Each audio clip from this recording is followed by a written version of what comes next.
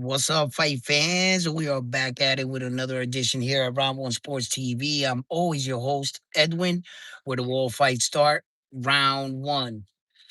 So I'm out here in the whip on vacation right now at the beach. And then I just thought to check in with you guys. Sorry for the lighting and everything. You know what I mean? Uh, it's the only spot I can get right now to talk a little boxing while the missus is in the hotel. So fight fans, we got a lot of boxing to talk about. Um, Oscar Collazo's gonna be fighting. He got a late replacement in right now. So I want you guys to check out that fight right there. Also, Keith Cologne's gonna be fighting in Springfield. So that's a good fight right there. If you could look up that fight card, where you can stream it at and everything. Sorry for not being at the back at the lab. I would have all that for you up on screen and everything. But I haven't been on in a while, and I just wanted to touch in with you guys about boxing and just talk about some of the biggest fights that are being talked about, being made, and the fights that are coming right now. Fights like Xander Zayas Boots. Xander Zayas, man, what can I say about the young man? What he's doing is truly, truly daring to be great. At this point in his career, he didn't have to take this fight by no stretch of the imagination. He's telling the world, I'm the best 154 pounder. You guys are looking at the wrong guy. Remarkably, most of the consensus view Jaron Boots Ennis as the best 154 pounder in the world. And I think that a lot of people have really come around to this fight. You got a lot of sides being picked here, obviously. And a lot of people have a lot to say about, who they believe is going to win. Hold on a second here. Turned off all my lights in my car. What the hell? So, my thing is this, right? Fuck it. I guess. Oh, shit. Hold up. I left everything locked in the whip. Hold on. Hold on. All right. Calm down, killer. Calm down.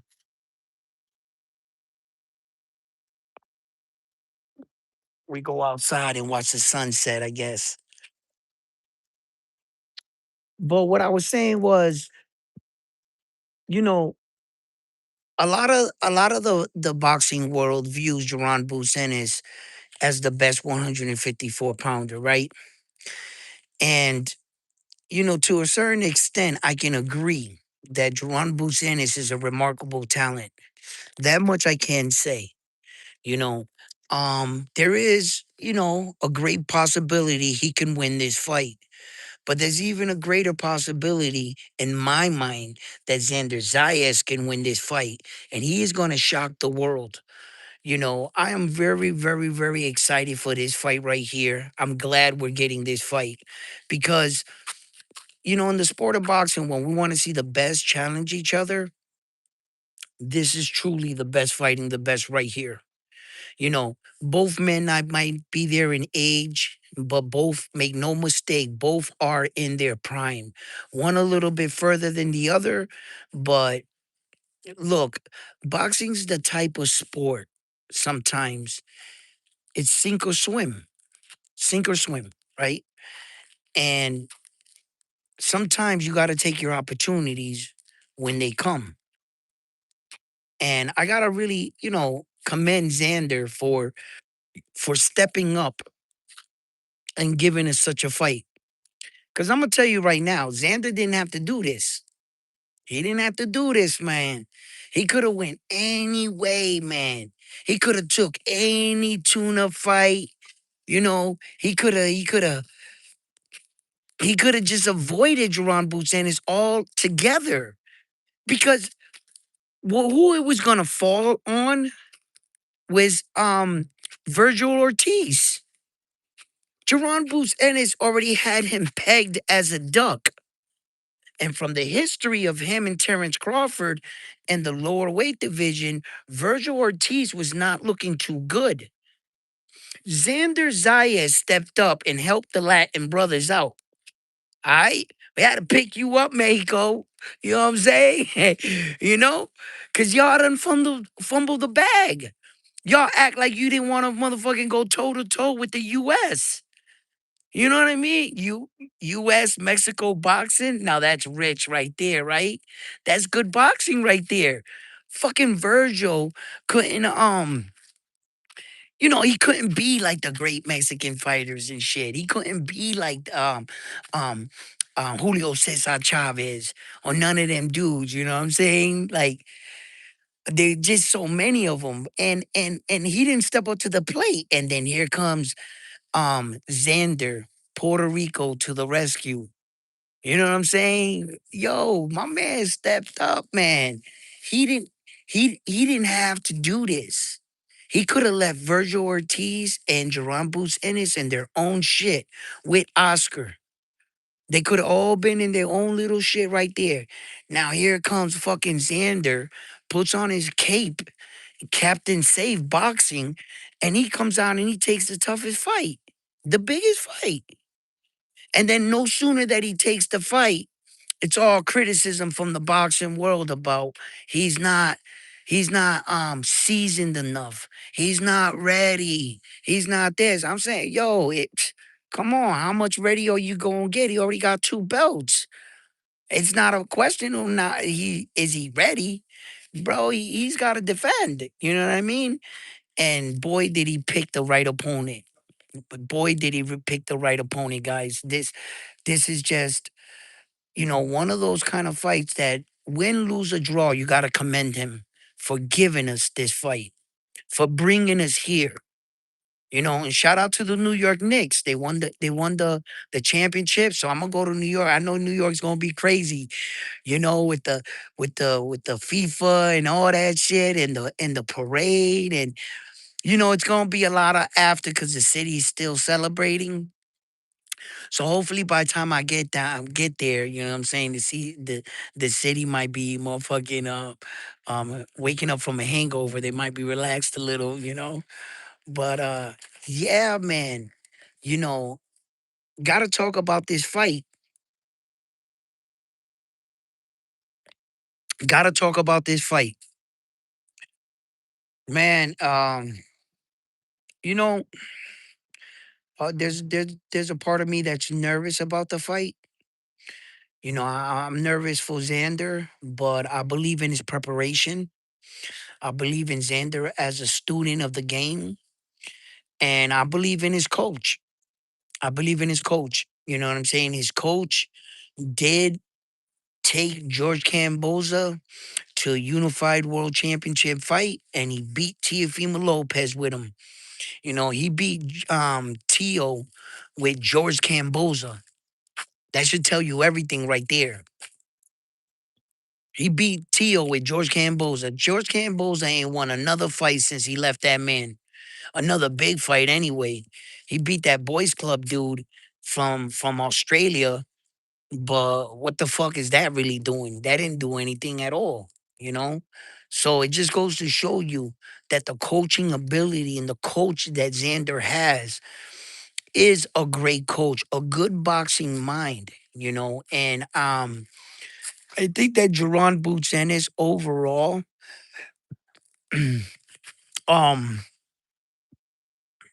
overall, Jerron Boots Ennis can give anybody a hard time, a tough night. In fact, out of all the fighters that fought him, no one was able to beat him. That being said, that being said, I really think, the more I look into the fight, the more I'm like observing the fighter styles, right? The one thing that seems to come to mind, right, is that Jerron Boots Ennis strikes me a little bit.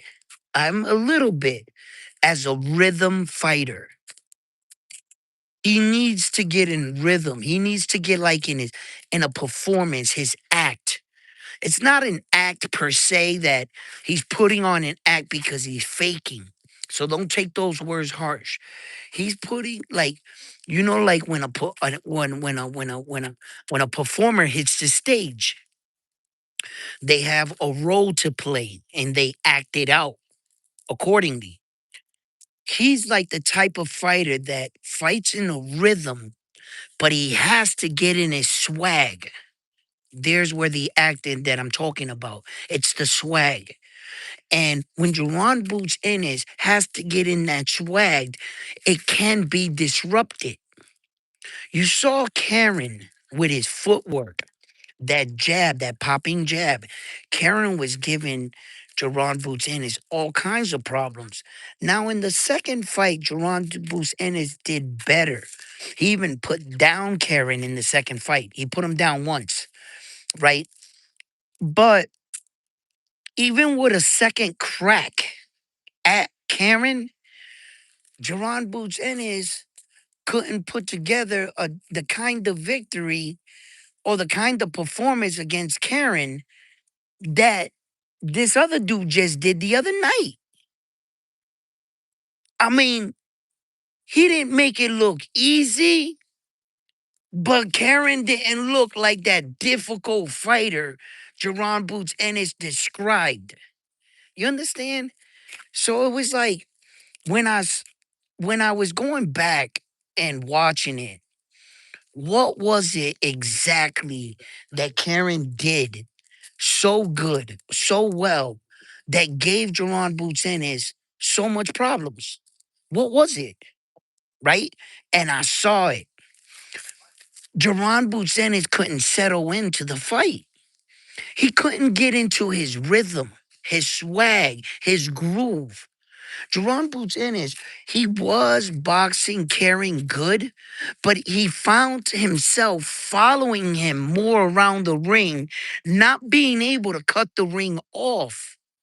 He couldn't stop Karen from circling out. And the way he did it, right, in the second fight, when the way he did it was he like bum rushed him. You know what I'm saying? He pushed forward on Karen, and he applied a lot of pressure on him. But but the thing was, right? The thing was that if you use just basic movement, as we can see, Karen's footwork wasn't something all spectacular like we had to write home about it or whatever. It wasn't like his footwork in the last fight was, this kind of footwork that you were like, damn, that's kind of like Sugar Ray Leonard, fucking Bam Bam Rodriguez kind of footwork. No, no. Karen, he utilized was the pendulum step and stepping around, going in a circle, circling to his left. He would either circle to his left or circle to his right when Jerron Boots Ennis was out of distance, like that. Then it was like Karen did enough with just that so that Jerron Boots Ennis got that frustrated that literally in front of him, what he started to doing, right, was Jerron Boots Ennis no longer was utilizing boxing techniques. He was literally just trying to like walk, even crosswalk, crossing his feet. He was just trying desperately to get in front of him. But he didn't know how to do it in a way where it was like boxing orientated. It wasn't in a way where Jerron Boots Ennis was using his feet and he was using his lateral movement and he was sliding, off his feet. Like when you saw Bam Bam Rodriguez the other night get in trouble, where you saw it was mostly like the weight. You can tell right away, like Bam Rodriguez was still Bam Rodriguez, but you could see he was sluggish in the weight. Like he couldn't get his body to respond. So what did he do? He utilized other elements of his fighting to to make adjustments. So he started cutting angles. Jerron Boots Ennis couldn't do that properly. He couldn't do it properly. You understand?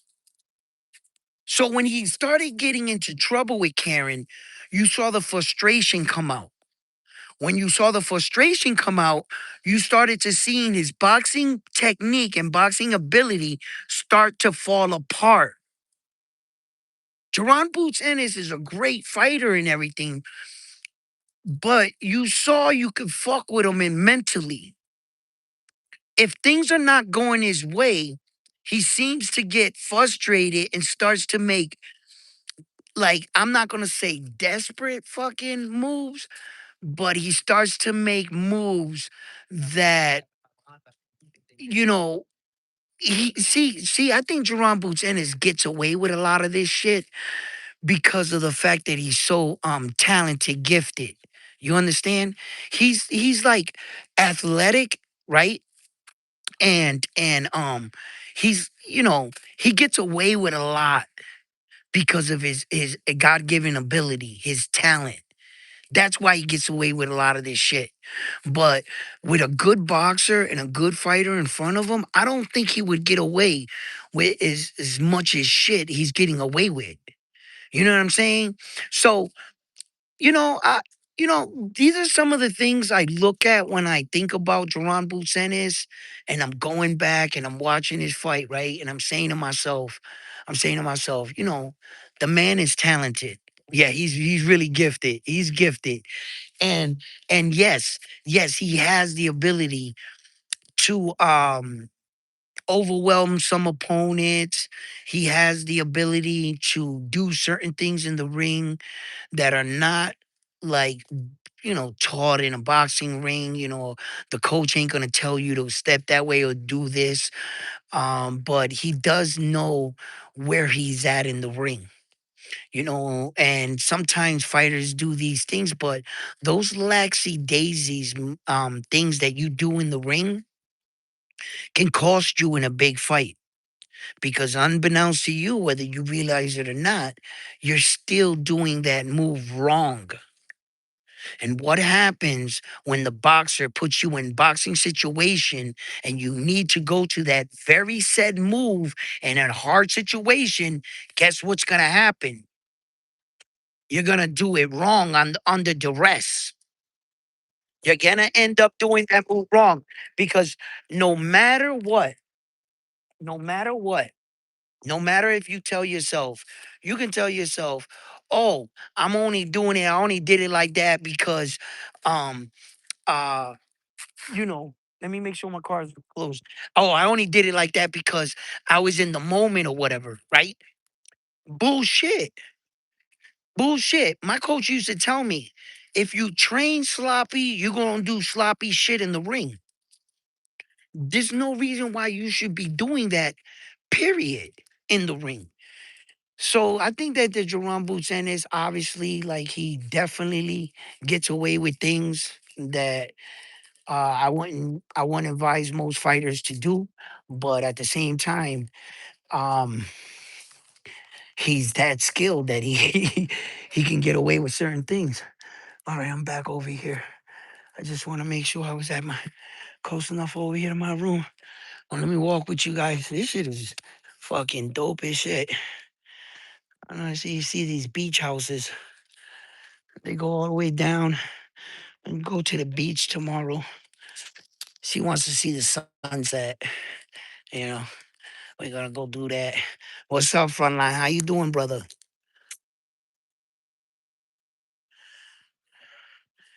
Team Zayas, of course. Boost is in for a ride. What? A rude awakening. Okay, I can barely see that. Shit. Look, man, guys. I'm gonna be honest with you, man. I've always been honest with you guys. I've always been honest with you guys about who I'm taking in the fight, why I'm taking this person in the fight. I've always been honest with you guys. I'm in it for the legacy on this fight. On this one right here, I'm with the legacy. I need Xander. He's the front runner for us at 154 pounds. I need Xander to come through for us so that we can get that Josh Kelly fight. Speaking about, Puerto Rican boxing, what it means to me. You know, you should always be proud of your country, your flag, and there's nothing wrong with that. Give me 1 second, guys. Let me just make sure I tell my wife that I'm on a live with you guys and they haven't kidnapped me, the aliens and stuff. Hey, I'm on a live. I'm just gonna be right here talking boxing real quick. I'll be right in. Okay. All right. So where was I? Okay. So speaking of like Puerto Rican boxing, and any boxing in particular, like no matter where you are from around the world, I don't know why you watch boxing or what you're in for it. You know, uh, I don't gamble, so I don't watch the fights to make money or anything. I watch it and I study it for the love of the game. And in that, we've had some great champions, Puerto Rican champions. We've had some amazing champions. One that comes to mind is Hector Camacho. Hector Camacho was one of the most talented Puerto Rican boxers that I can remember. Uh Hector Camacho was special. He was really, really special fighter. Uh, you know, Camacho can actually said that he at least fought two of the horsemen. Out of the four horsemen, he fought two of them. He fought Sugar Ray Leonard and he fought Roberto Duran, right? Okay. Camacho also fought Oscar de la Hoya. I mean, Oscar de la Hoya was mad young. Camacho was old as fuck, right? Camacho was 35 when he fought. Oscar de la Hoya was 24, right? So he was already, Camacho was old. Camacho also fought Felix Trinidad, come to think about it. Um, Felix Trinidad was like 21 years old. Camacho was 31 when he fought Trinidad. So I mean, Camacho fought all these guys older, and you would think that Camacho's a three-division world champion. He fought in seven weight divisions. He has four minor titles in four separate other weight divisions. So he actually fought in seven weight divisions, Camacho. For me, for me, because I know about Camacho. Camacho was the best talent Puerto Rican boxer we have ever had. Felix Trinidad was the most successful and, well, the most popular because Felix took some big fights. I think I think Miguel Cotto is the most division world champion Puerto Rico's ever had. Miguel Cotto is one of my favorite. He's one of my favorite, pero me lo dañaron. They put him in that fight. We know who that is. I will never say his name. And after that, he really wasn't the same. And he was undefeated when he was going into that fight. That was his shit bad move. Um, but the reason why I say Hector Camacho, right, for me, is because of who Camacho was before the money, before he started to get famous. If you have time, really, I encourage you, go watch highlights of Camacho's first fights. Any fights you can get televised of young Hector Camacho, you'll see why so many Puerto Rican fighters praised him. Because had he kept his head on straight, had the world not sink their teeth into him, you know, sex, drugs, and alcohol, you know, and if Camacho was just more disciplined, he would have went down possibly as the greatest Puerto Rican champion that ever lived. I really believe that. Felix Trinidad is the man. His left check hook is that's what you can make. You make champions from a check hook like that. Okay. I believe arguably Felix Trinidad has probably one, if not the best check hook in all of boxing. I've seen a lot of check hooks. Sugar Ray Leonard, Sugar Ray Robinson, Joe Louis, shit, even Ali's, Nonito Donairs, Naoya Inoue's. I've seen a lot of check hooks in my life. A lot. A lot. And I can't believe they don't even talk up Felix Trinidad's check hook. But I dare you. Go back in that Fernando Vargas fight. Go to the 12th round. There's gonna be a knockdown scored. The first knockdown in the 12th round, not that knockdown. Go to the second one. Yo, this thing is like fucking lightning, bro. You almost like when he threw it, I was like, what the fuck he hit him with? When it happened live, I saw that fight live. When it happened live, I didn't see the punch. I didn't know what he hit him with. All I saw was Fernando Vargas drop. Boom. Later, I went back. No, I think it was on the Jumbotron, right? They showed it. They showed it. That's how I found out. I was like, oh shit. He fucking. Yo, that is one of the nastiest. And I'm not just saying it because he's a Puerto Rican dude. I'm just saying, listen, check this out. Take my word for it. Go watch it. Go watch it and you be the judge. Tell me if that's not one of the sharpest, quickest check hooks you have ever seen in the game. And then go watch anybody else's left check hooks highlights. Anybody. Anybody you want. You know, there's gonna be some great guys with good check hooks in there. I know that. You know who had a good left check hook and he wasn't even Latino? Joe Frazier. Joe Frazier, man. That shit used to come up hot and heavy. He had a monster one, but when I talk about, Puerto Rican fighters and Latin fighters and shit and what this fight means to me. Um, Puerto Rico has been one of the top Latin countries. Shout out to the rest of them out there.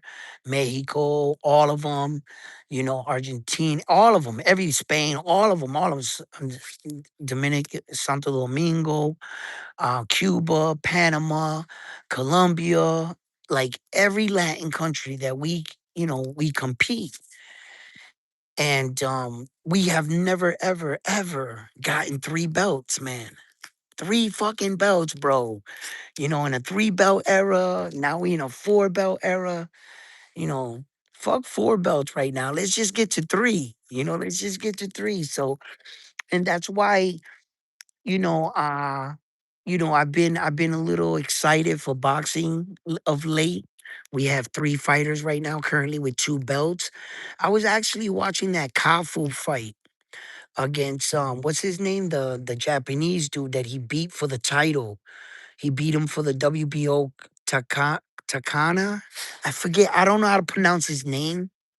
But boy, that was a fucking banger. Kafu, man, and that Japanese dude, they went at it, bro.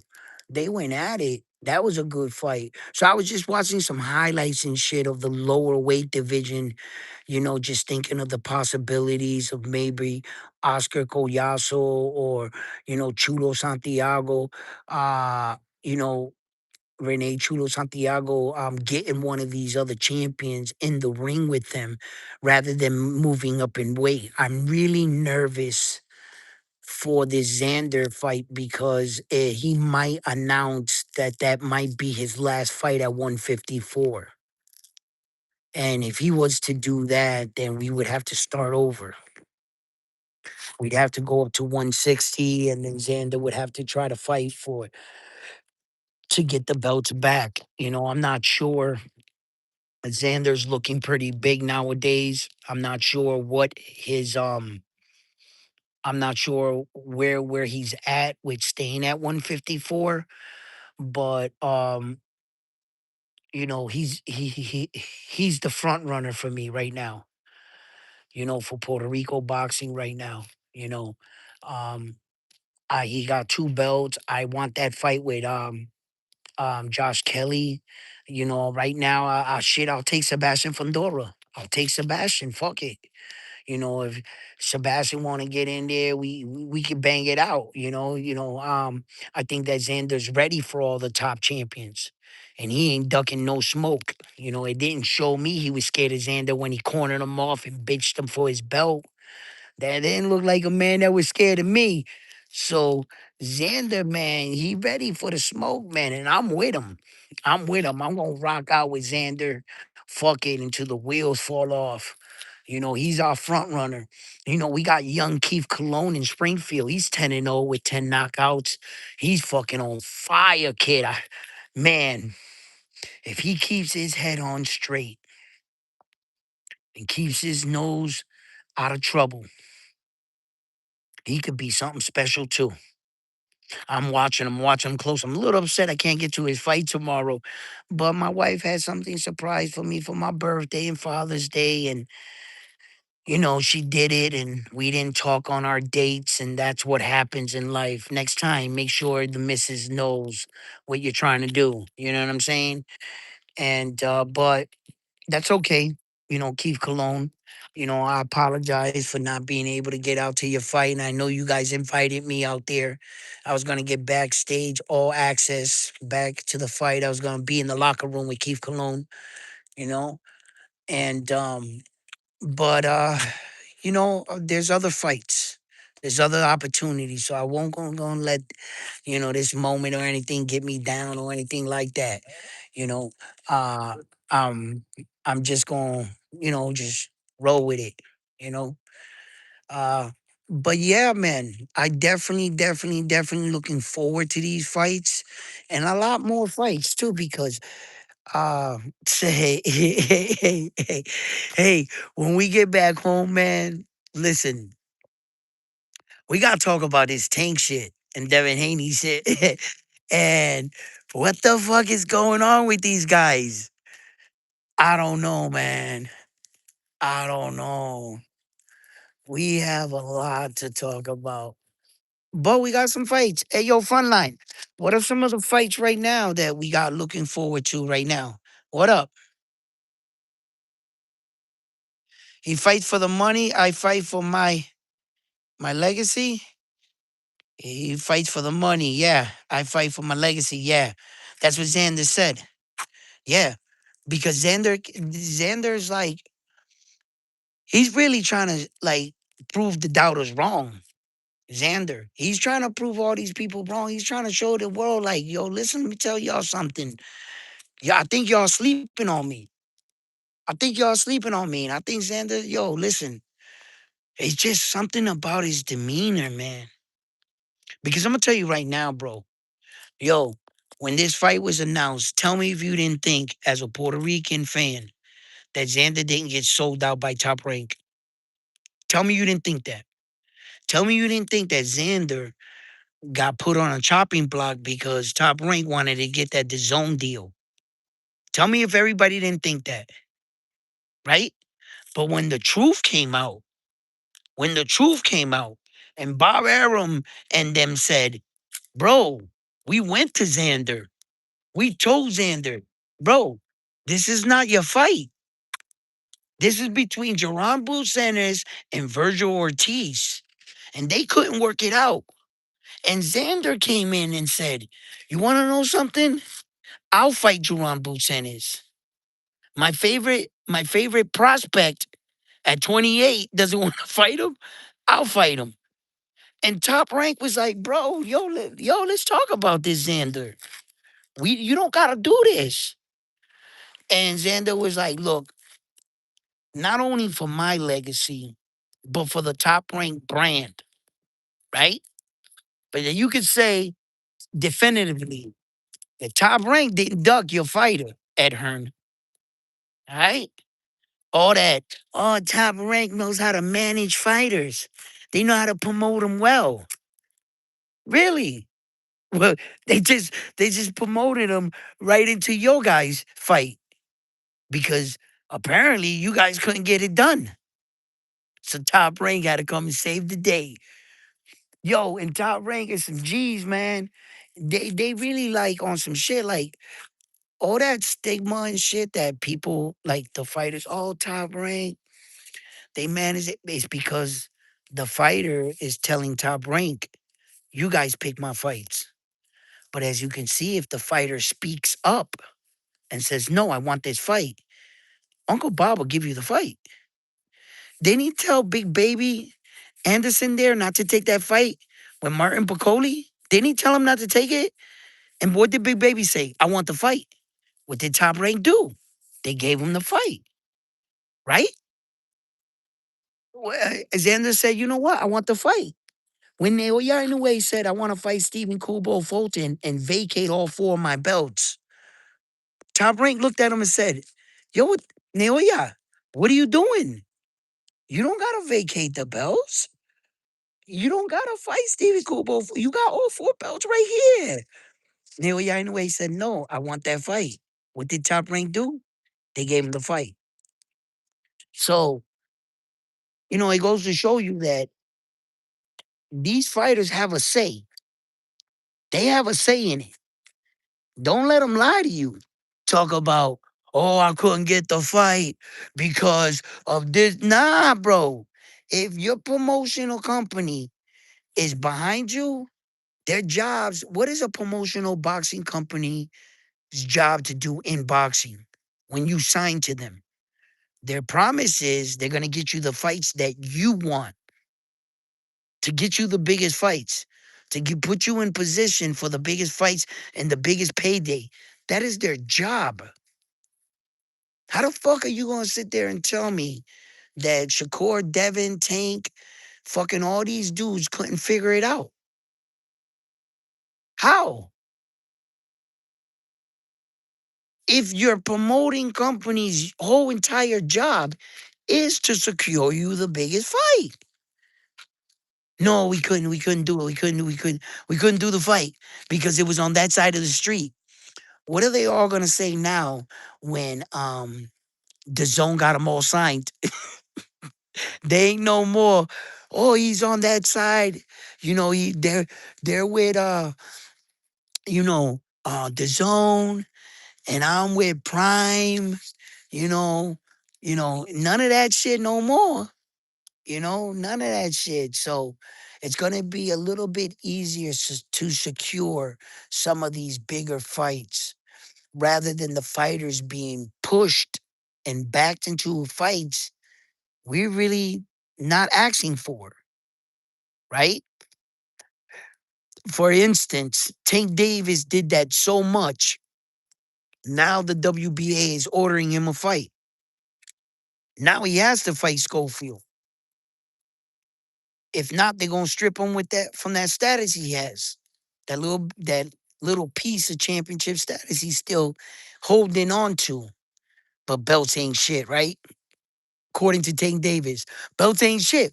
Motherfucker, if they wasn't shit, then why don't you let go of that champion and recess bullshit? If the belt don't mean nothing to you, don't pay sanctioning fees on it. He's just a liar, bro. He just never had the balls to be that kind of champion. He just never wanted to be more than. Tank was really in for it for the money. He's a prize fighter. He was in it for the money, get the fights, look good, kick ass, and leave boxing with some sense without taking too much damage so that your life on the back end doesn't suffer. But the way that he's doing it is kind of a little bit like, damn Tank, man. I view him as a good fighter, bro, man. I fucking always like Tank, man.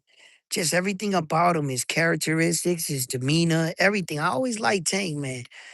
But the truth is the truth, man. You can't come to my sport and claim to be fucking Sugar Ray Leonard or Marvelous Hagler, but not even do a third of what they did. You can't do that, bro. You can't go in the same conversations in the same rooms as being talked about as the baddest motherfucker in the game, but fight Literally nobody. Esau Pitbull Cruz is your best win because he's been a champion before. You know what I'm saying? I mean, when he beat the Puerto Rican star for his belt, when he beat him, I mean, he was good, but he wasn't like that. You know what I'm saying?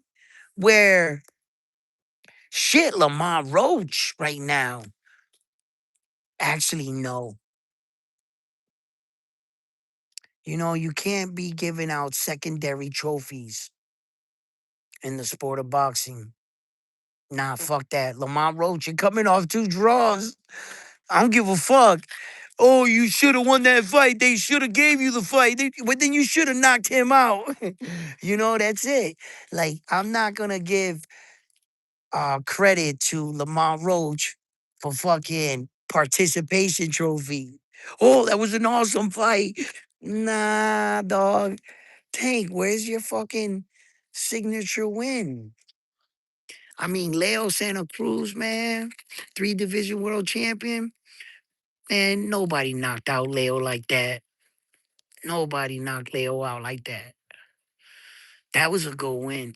I mean, they're gonna say that Leo was a smaller dude and Tank brought him up and all that bullshit, I guess. But still, nevertheless, bro, Leo Santa Cruz was and still was Leo Santa Cruz, bro. Who ain't nobody was knocking him that man out like that, bro. Yuri Gamboa went to fucking shit, right? Like everybody took their time whooping his ass after. Once he started losing, he took his first loss. I think it was to Terrence Crawford, right? If I'm not mistaken. Then it seemed like everybody took their turn whooping that ass. And ironically enough, he didn't even look that bad. He still looked like he had it. Like, and Gamboa, the Cuban, like he looked like he still had it. Like when he was fighting and boxing Tank, he honestly didn't look bad. Um, it just didn't look like he had that power.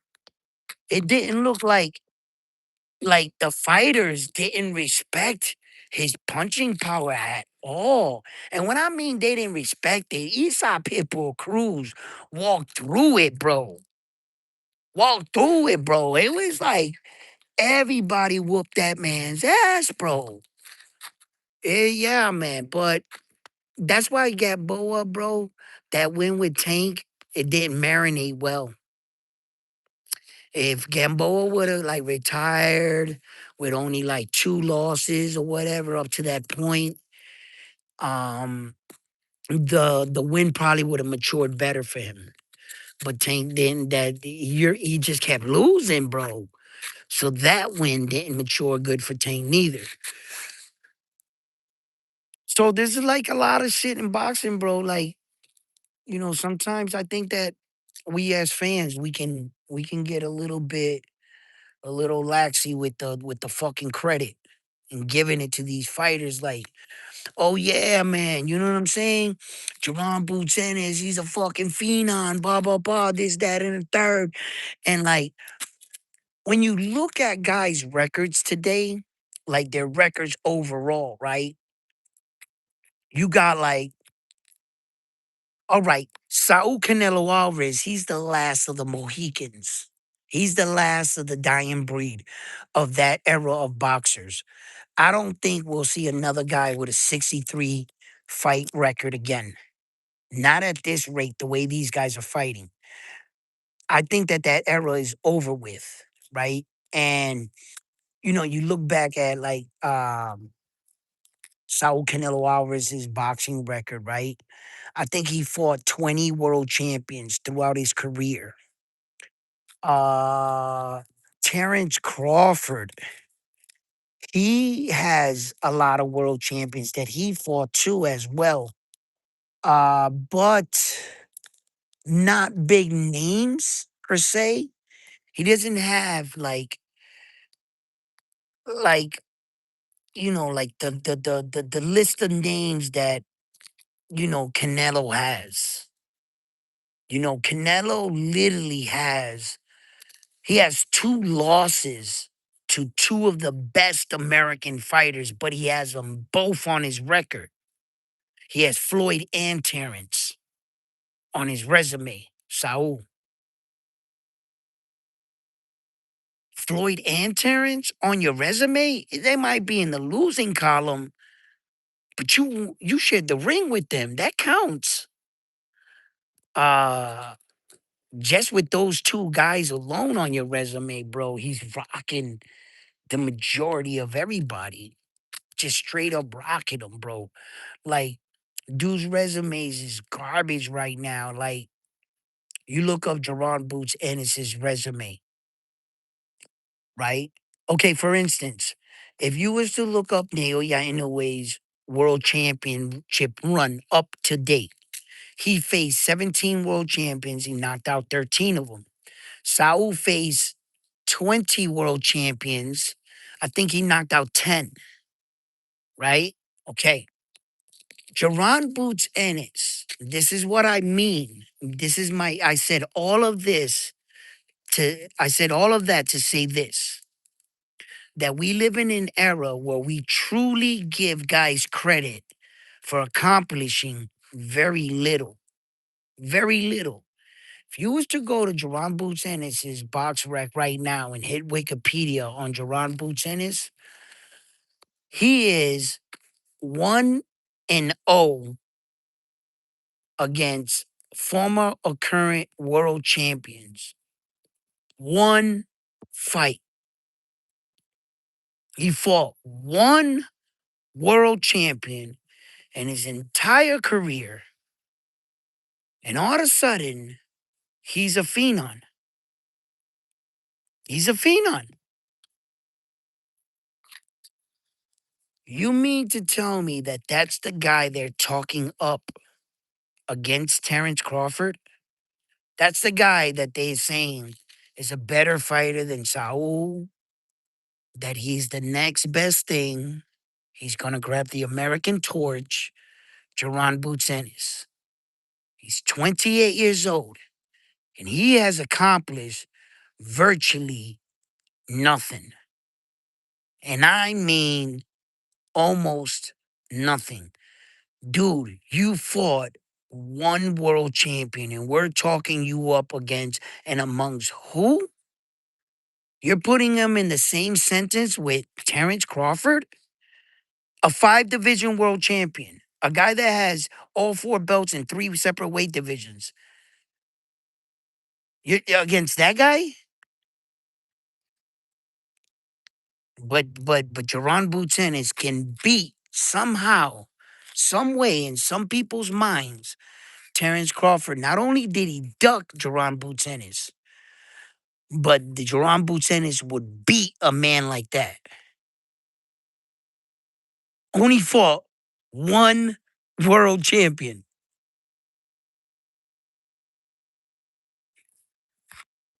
Bro, you don't have to earn it nowadays. Social media takes off. Opinions, fucking texts and tweets and likes. Bro, they'll have you up there talking you up with the greats. And you ain't did shit. Nothing. Look at Tank. The fuck Tank Davis doing in the sport of boxing? Kick ass, yes. But what about legacy? What about championships? Where are your belts, young man? When it's all said and done and he retires out the game and Tank Davis walks up to the table of all the legends and the legends say, "Excuse me, young man, but you can't sit here." "Why can't I? I'm Tank Davis. I made a shitload of money." Really? Where's your hardware? Where are your belts? Where are your divisions? No, these are for guys that went up multiple divisions, guys that really kicked ass, didn't just talk about it. These guys that sit at these tables, these are legends. Multiple division world champions. 18, 19, 20 belts. What does Terrence Crawford have? What does he have? 18 belts? He had 13. Wait a minute. He had 13 when he fought 13, 14, 15, 16, 17, 8, yeah, 18 belts. Um, you mean to tell me there's a gentleman sitting here with fucking 18 belts and you come walking up with what? Your two belts? You're from your well, Tank got three. He had two at 130, right?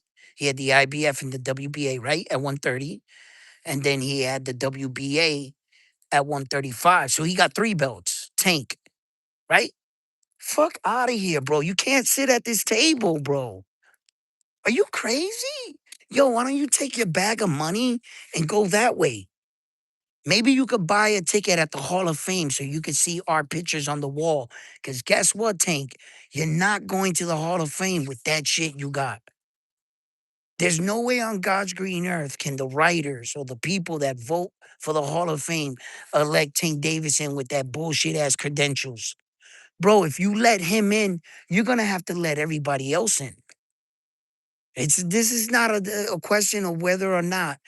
Nah, man, it's just what's right is right. Star status should not be a measuring stick for entering the Hall of Fame. Then that means you can actually buy your way into the Boxing Hall of Fame. And that's what I don't want it to become. I don't want to view the Boxing Hall of Fame as something that is like a popularity contest where Max Callahan still gets to vote. People like that are poisoning the sport. Max Callahan was a very, at one point in time, a very, very smart boxing analytic, journalist, writer. Max deserved and earned his stripes. But we can see that Max has chose his way. He's at a job. He has to read off a prompt monitor. They give him a script and he must read what they pay him to read at his job. So, and I don't know, too much time like that, your decision making might be swayed, Max. And I wouldn't trust your vote for the Hall of Fame. Not a man that's sold out like that. That blatant. Like Max Kellerman, he's not even hiding it. He's straight up, yo, Kirk's paying the money. He want me to say this, I'ma say that. The Ring magazine's the best belt in the world. That's the best belt. That's the only belt to fight for. Max Kellerman. Blah, blah, blah, blah, blah, blah, blah, blah. Like, bro, he like completely sold out. But I mean, he's the type of guy right now that would vote Tank Davis into the Hall of Fame for popularity. Max. And that scares me. When men like that are the ones that are voting. That really bothers me because it's not fair.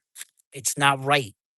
There are men that are going up, daring to be great, fighting in multiple weight divisions, fighting for real world titles, for the right to be called champion. And here's this fucking guy that's saying belts don't mean shit. Fuck the belts.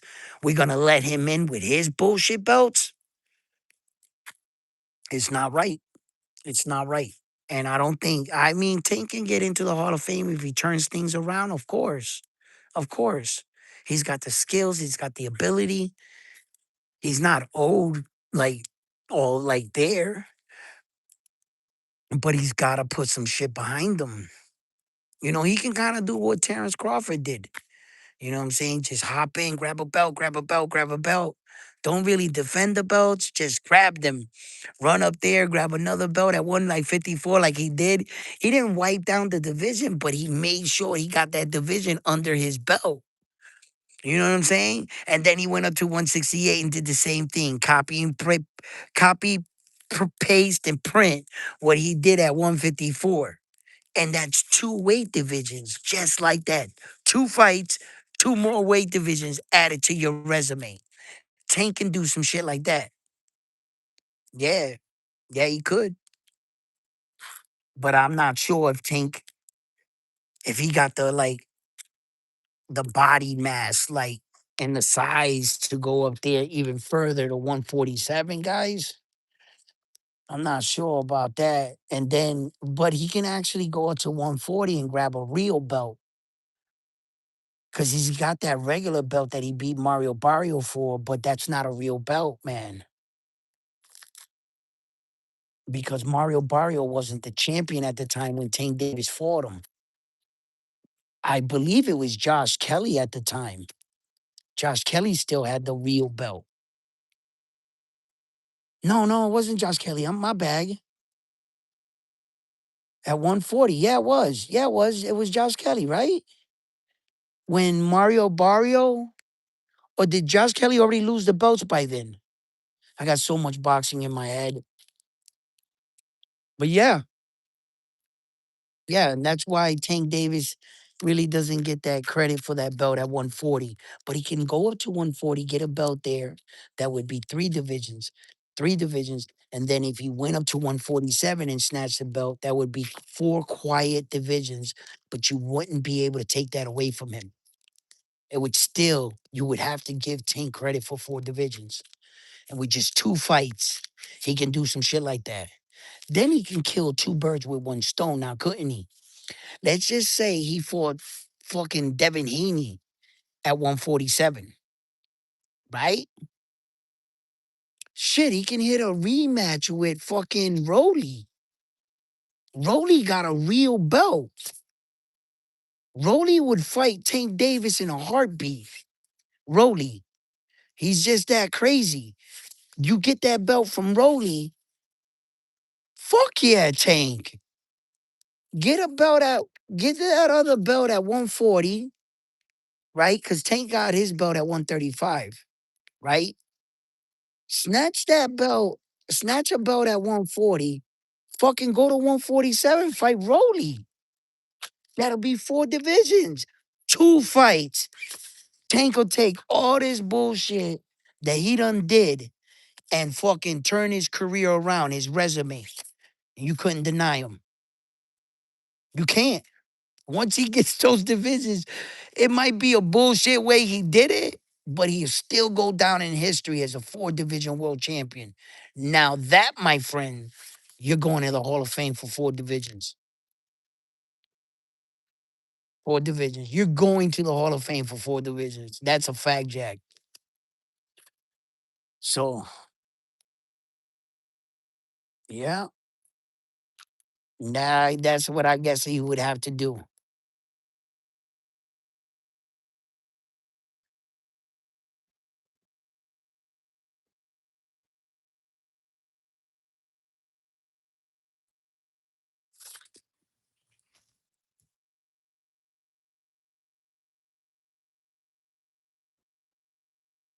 The Zufa belt, you ain't shit. You ain't shit, frontline. You ain't shit. I just saw that. I figured it out what it said. I was like, what the fuck is it saying? It's so small. Yeah, that Zufa belt. Well, you get the Zufa belt, Tank do something with it. I don't know. You know what I mean? According to Tank, belts ain't shit, so he might not want the Zufa. I don't know. Hey, yo. Mm-mm. Mm-mm. Tank got a lot of work to do, man. But he's an exciting boxer. I just want to see him back. I want to see Errol Spence Jr. back in the ring with Tim Zoo. Errol Spence Jr. looks good. He looks physically, he looks good. What does he look like on fight night? My friends, I can't tell you that. I don't have anything on Errol Spence Jr. right now. He's coming off from one of the biggest layoffs. If we think when we talk about fighters and we say, after a year out of the ring, we believe ring rust will play a factor tonight, then what the fuck after 3 years out of the ring is going to do? I just wish him the best of luck. I don't know what version of Errol. He looks good though. Fucking Errol looks amazing, like physically, like in shape, and he looks great, man, when it comes to that. But fight night, I'm not gonna lie to you, man. I'm not gonna even sit here and sell it to you like, nah, Errol Spence Jr. is gonna whoop Tim Zoo's ass. Fuck out of here, bro. Nah, bro. Boxing don't work that way. I seen Tim Zoo bang it out with Tony Harrison. Nah. And he beat the shit out that man. I seen Tim Tszyu fight Sebastian Fundora twice. I seen him get rocked, yeah, but uh, Errol Spence Jr. is not Bachram right now, man. I don't know. I don't know if he's up for the speed of the fight. I don't know if he's, but I wish him the best of luck, man. My heart got Errol Spence in that fight. I'm gonna rock with the American, of course. Uh, but I think that Tim Tszyu might just win that fight. I'm not sure, guys. You know, look, I wouldn't suggest put any money on that fight at all. You don't know what you're gonna get out of Errol. And we saw how Tim Tszyu and his camp does. After a loss, they put him in with a tomato can to get his spirits back up, type shit. Tim Tszyu, after a loss, you know. Um, and Tim Tszyu and their camp knows it. It's tough to come back from that kind of layoff. It's really, really, really tough. So as far as that goes, it's like, yeah, man, that's a tough one. That's a tough one. But I'm going with Errol. I'm rocking out with Errol on that one. Uh, my boxing mind tells me that I think Tim Tszyu might pull it off because Errol might not be all the way like in boxing form, but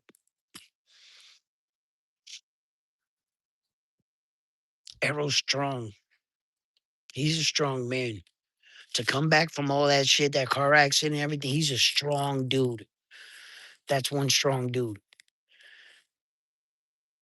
We're gonna find out. I think he's strong enough, man. Let's see if his body holds up. Let's see if if he fights as good as he looks, and then we'll see what happens with Errol on the next one. Depending on how he looks against Tim Tszyu, Errol Spence Jr.'s next fight, we'll be able to talk about that one. We got H2O too fighting Jojo Diaz. You guys gonna have to tell me about that one. So you guys gotta let me know in the comments. Please let me know who wins that fight. I'm not gonna be able to watch that. Um and Yeah, yeah. So I'll be back home, back in the lab by Monday. I'll be back home Sunday night, but I'll probably not go on. I'm not sure. After the fights, and we'll get back on and we'll talk. You know what I'm saying, fight fans? So I just wanted to tune in, talk a little about boxing on my vacation. My wife is probably already bugging back there, already looking for me and shit. She done probably filled out an APB and shit. You know what I'm saying? Missed the person report for me. I'm out here talking. I told her I wouldn't talk boxing. But us, and I'm just jonesing. I need a boxing fix. You know what I'm saying? Yo, what's up, guys? Y'all want to talk boxing? You know what I mean? Hey, yo, Frontline, everybody out there, thank you for tuning in, man. Hit that like button for me, man. Drop your comments in the comment section, and when we get back, we gonna talk some more boxing. All right. So, Frontline, yo, peace. You guys have been the best, man. I'm going back on vacation. All right. I'll see y'all. Where's my drink? I done left my drink somewhere. See what I'm saying? I should be in vacation, you know? Y'all, maybe it's not me, it's them. You know what I mean? It's Frontline. Frontline. I told you we shouldn't be talking boxing. You see, I don't want to talk boxing. Yo, you guys are the best. Peace. Good night, guys. Yo, I don't even know how to turn this off. Whoa.